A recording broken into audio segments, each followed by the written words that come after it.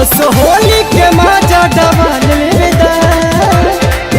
जनी मारी पिचकारी जीजा धके अकबारी बाटे नया साल बार तू बदल लेबे त जनी मारी पिचकारी जीजा धके अकबारी बाटे नया साल बार तू बदल लेबे त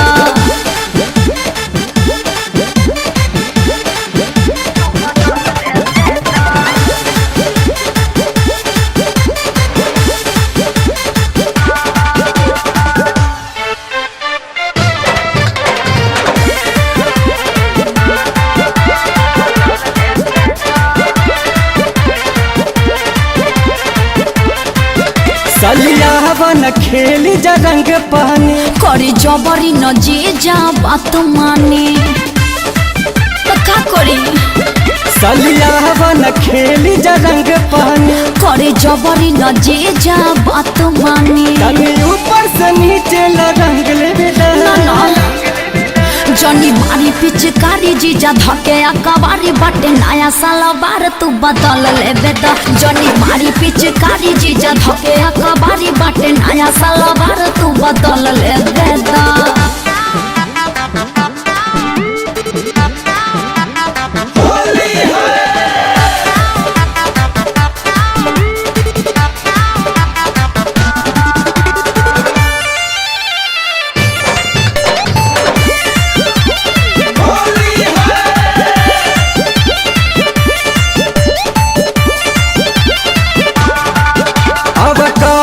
दोनों जो बन लेना ना जीजा संगम बेरी बेरी छुआ न गाल